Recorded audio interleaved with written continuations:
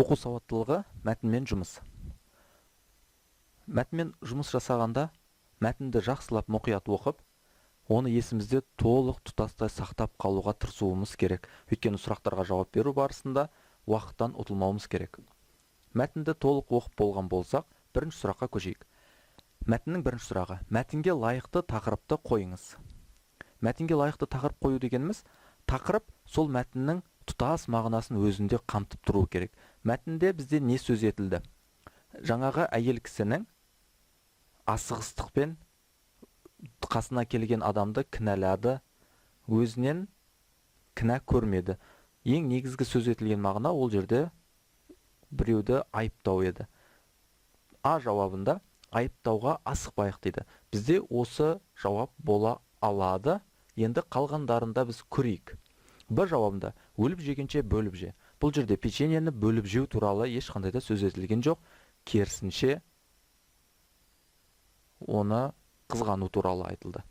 Асыққан шайтанның ісі. Бұл жерде асығу, асықсыздыққа қатысты ешқандай сөз болған жоқ. Д жауабы қорапқа оралған печенье. Жалпы печенье туралы болды, бірақ оның атын біз қорапқа оралған печенье десек, біз ол мәтінінде не болғанын түсіне алмауымыз мүмкін. Е жауабы желінбей қалған печенье. Бұл жерде де негізгі мағына печенье туралы болған жоқ, әйел кісі мен ер кісінің арасындағы болған оқиға. Дұрыс жауабы А. Айыптауға асықпайық. Өйткені бұл жерде жаңағы әйел кісі ер кісіні асығыстықпен айыптап қойды. Екінші сұрақ: мәтін қандай үлгіде жазылғанын көрсетіңіз. Бұл енді өте оңай сұрақ. Мәтін бізде тарихи роман емес. С жауабындағы очерк емес. Д жауабындағы ертегі емес. Е жауабындағы өмірбаян емес. Дұрыс жауабы әңгіме. Қарапайым әңгіме.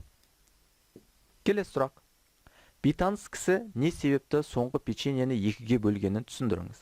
Жаңағы мәтінде ең соңында бейтаныс кісі печенье біреу қалған кезінде екіге бөліп жеген еді. Соны түсіндіріңіз деп жатыр. Бейәдеп еді. Бейәдеп болғандықтан ол олай бөлген жоқ. Ашулы болғандықтан печеньені екіге бөліп қалдырған жоқ. Жомарт еді. Дұрыс жауабы С болуы мүмкін. Басқа жауаптарында қазір қарап көрейік. Арсыз еді. Адам арсыз болғандықтан олай іс істемейді. Тұла бойын ұят кернеген еді. Ол ұялғандықтан екіге бөліп қойды деп айта алмаймыз. Ол жомарт еді. Өзінің печеньесін екіге бөліп жеген еді. Дұрыс жауабы С. Келесі: мәтінге байланысты әйел кісінің сипатын анықтаңыз. Мәтіннен біз әйел кісіні толығымен оқып, істеген іс-әрекетіне байланысты танып білдік.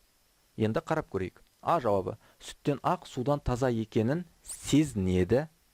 Ол сүттен ақ судан таза еді ма? Жоқ, ол керісінше біреуді айыптап қойған еді. Б жауабы: мәселенің байыбына бармай асығыс шешім шығарады. Ол мәселенің толық байыбына жетпестен, толық өзіндегі печеньені анықтап алмастан бейтаныс кісіні айыптаған еді. Дұрыс жауабы Б болады. Біз қалған жауаптарды қарап көрейік. С жауабы: мәселелерге түсіністікпен қарайды. Бейтаныс кісінің істеген іс-әрекетін дөрекі іске балап, ол түсіністікпен қараған жоқ. Бұл жерде түсіністікпен қарайды деп тұр, сондықтан бұл дұрыс жауап бола алмайды. Д жауабы: нағыз ұстамды әрі жомарт. Әйел кісінің жомарттығы жайында ол жерде сөз етілген жоқ, керісінше бейтаныс кісінің жомарттығы жайында сөз етілді. Е жауабы: тапқан ақшасын печеньеге жұмсайды ысырапшыл. Оның ысырапшылдығы жайында толық айтқан жоқ. Біз оның тек қана бір-ақ рет печенье сатып алғандығы жайында айтылғанын көрдік. Сонда дұрыс жауабы Б. мәселенің байыбына бармай асығыс шешім шығарады. Келесі сұрақ: берілген сөйлемдерді мәтіннің ой желісіне сәйкес орналастырыңыз. Бұндай сұрақтар енді сіздердің алдарыңыздан оқу сауаттылығына байланысты көптеп кездесуі мүмкін. Бұл күрделі сұрақтарға жатады. Бұл сұрақты шешу үшін сізде мәтін толығымен өз ойыңызда жатқа тұру керек. Сол кезде барып қана біз бұларды оңай ажырата аламыз. Қарап көрейік. Берілген сөйлемдерді мәтіннің ой желісіне қалай сәйкес орналастыруға болады? Мына жерде сөйлемдер номермен сандармен номерленген. Осы номерлердің орны ауысқан.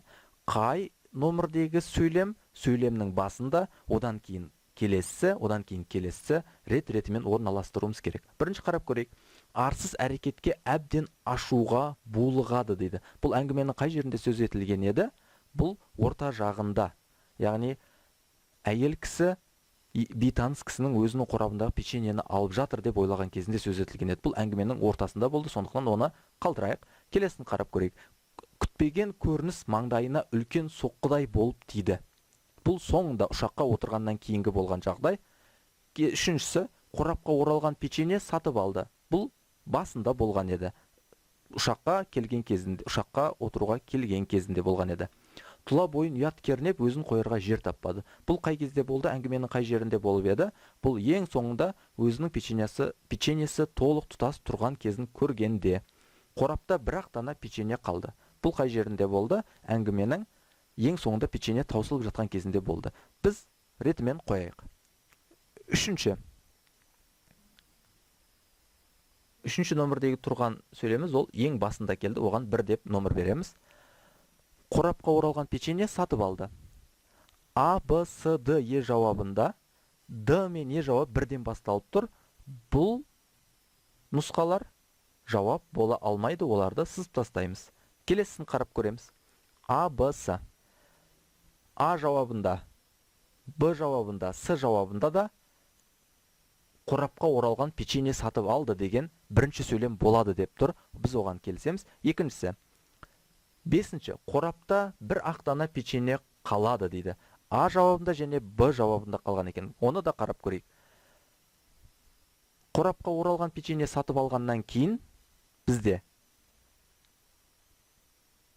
қорапта бір-ақ дана печенье қалды ма? Мәтін бойынша әлде тұла бойын ұят кернеп, өзін қойырға жер таппады ма? Тұла бойын ұят кернеп, өзін қойырға жер таппады. Бұл ұшаққа отырғаннан кейінгі болған құбылыс еді. Ұшаққа отырғаннан кейін ол өзінің печеньесін толық тұрғанын көрген кезде, ешқандай ашылмағанын көрген кезде болған оқиға. Сондықтан біз оны ең соңғы жағдайға қалдырамыз. Сонда алғашқысы мен соңғысын тауып алдық. Қалған оған ешқандай жауап сәйкес келмейді. Дұрыс жауабы Б. Енді осыларды рет-ретімен қарап шығайық. 3, 5, 1, 2, 4. Осы сандардың ретімен мына номерленген сөйлемдерді оқып шығайық. Бірінші 3, 5, 1, 2, 4. 3. Қорапқа оралған печенье сатып алды. Дұрыс, оқиғаның басында бұл сөз етілді.